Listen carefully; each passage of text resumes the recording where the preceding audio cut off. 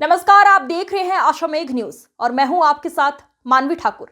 चलिए शुरुआत करते हैं आज की खास खबरों के साथ। पीसीसी चीफ जीतू पटवारी का बयान। मोहन सरकार को आज लगभग 1 साल पूरे हो गए हैं। 1 साल में बेटियों के साथ बलात्कार देखा, बच्चियों को गायब होते देख, वल्लभ भवन की 5वीं मंजिल से नीचे तक उतरते देखा, कर्ज लेने के कौशल को देखा, शिवराज जी से भी ज्यादा कौशल देखा। मोहन सरकार ने 11 महीने में 30 बार कर्ज लिया। एक व्यक्ति पर 50,000 रुपए का कर्ज का हिस्सा आता है। संकल्प पत्र के धोखे को 1 साल में भोगते हुए देखा। झूठ बोलकर बहनों को बरगलाया गया। कांग्रेस बहनों की इस लड़ाई को लड़ेगी। कांग्रेस पार्टी सरकार से मांग करती है, सरकार को विधानसभा में प्रदेश की आर्थिक स्थिति पर श्वेत पत्र जारी करना चाहिए। अलग अलग विभागों की 73 योजनाओं को बंद किया गया। सरकार के असली चेहरे का जवाब उनके मंत्री विधायक खुद दे रहे हैं। अपनी ही सरकार पर भूपेंद्र सिंह को भरोसा नहीं है। ये सरकार कर्ज, करप्शन और धोखे की है। नेता प्रतिपक्ष उमंग सिंघार का बयान। मुख्यमंत्री जी को उनके मंत्री ही बेनकाब करने में लगे हुए हैं। डायस पर विराजित आदरणीय नेता प्रतिपक्ष उमंग सिंघार जी, आदरणीय सज्जन वर्मा जी, आदरणीय मुकेश नायक जी, आदरणीय हेमंत कटारे जी, राजीव सिंह जी, हमारे फ्रंटल के मितेंद्र और हमारे सेवा दल के अध्यक्ष जी, सभी हमारे एसटी के प्रदीप से लेकर सभी परिवार के साथीगण, एक महत्वपूर्ण भावना को लेकर आप सबको हमने यहाँ आमंत्रित किया है।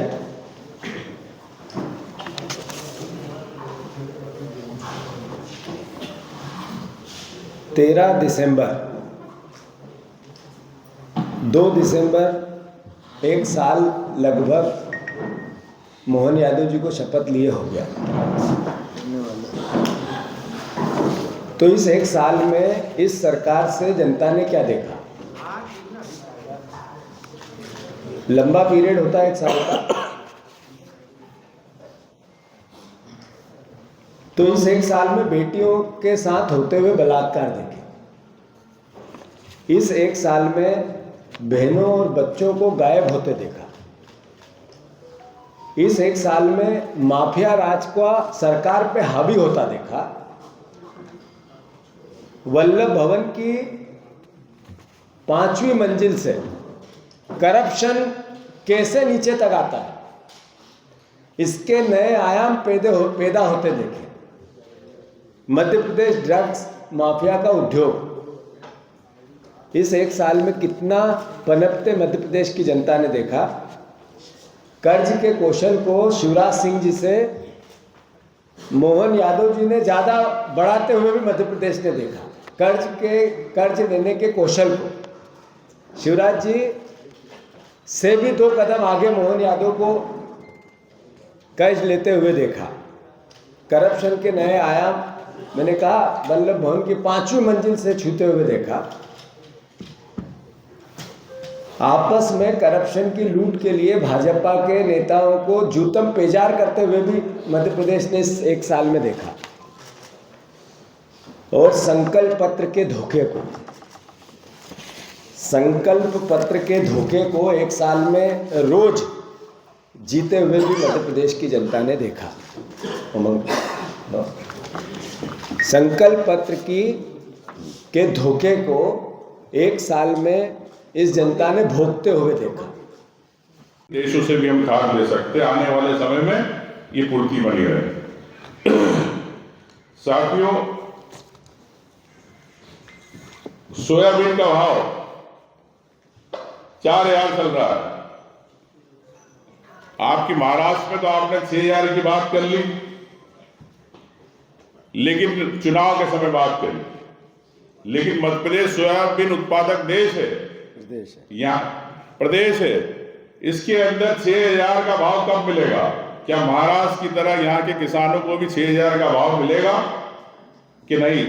सरकार मुझे लगता है कि इस पर जवाब नहीं देंगे। जैसे मोहन यादव जी का नाम मोहन यादव रख दिया है तो मौन ही रहेंगे। और प्रदेश के अंदर दूसरा मुद्दा है करप्शन का। ट्रांसफर फैक्ट्री चल रही है, दिन में ट्रांसफर समझ में आते हैं, लेकिन रात को भी ट्रांसफर हो रहे, मतलब रात और दिन ट्रांसफर चल रहे। कौन दलाल बैठे हैं 5वीं मंजिल पर, कौन अधिकारी है जो लोग दलाली कर रहे हैं? कि भरत यादव तो नहीं है इसमें जो मोहन यादव की दलाली कर रहे हैं? तो मैं कहना चाहता हूं कि ऐसे कई अधिकारी है जिनके ट्रांसफर हुए, और ऐसे वरिष्ठ अधिकारी जिनके रात में ट्रांसफर हुए। 14 मार्च को 2 बजे 37 IAS अधिकारियों को तबादले हो गए। 4 अगस्त को रात को 12 बजे 4 IAS और 2 IPS के ट्रांसफर हो गए। 10 अगस्त को रात 1 बजे 47 IAS और IPS अधिकारियों के तबादले हुए। 8 जिलों के कलेक्टर बदल दिए गए। 20 अगस्त को रात को 12:45 पर 9 सीनियर IAS अधिकारियों के ट्रांसफर हो गए। इनमें से कई ऐसे अधिकारी हैं जिनके कई बार ट्रांसफर हुए। ऐसे अधिकारी, प्रमुख अधिकारी जिनका स्थानांतरण 3 से 4 बार हुआ। स्मिता भारद्वाज, संजय दुबे, मनीष रस्तोगी, दीपाली रस्तोगी, उमाकांत उमराव, सुखबीर सिंह, विवेक बोरवाल, नवनीत कोठारी, ये सभी सचिव और प्रमुख स्तर के अधिकारी है, प्रमुख सचिव स्तर के। तो मैं ये समझना चाहता हूँ, सिंधिया कह रहे बुलाया नहीं, बीजेपी कह रही हमने बुलाया था, वो व्यस्त थे।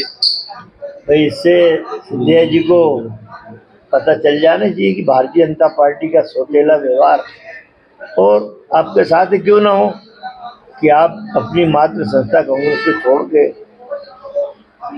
बीजेपी में गए तो सौतेले ही हुए। तो बीजेपी की तो परंपरा है, अडवाणी हो, मुरली मनोहर जोशी हो, काम निकल जाने के बाद दूध में से मक्खी की तरह निकाल के फेंकते हैं। मैं समझता हूँ भस्मासुर की कहानी याद आ जाना चाहिए।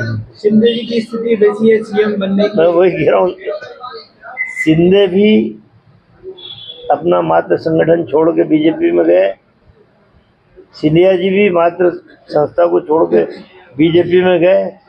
वो अब बीजेपी ने कह दिया कि अब तुम अपने गांव सतारा में साइकिल चलाओ, सत्ता यहाँ की हम चलाएंगे।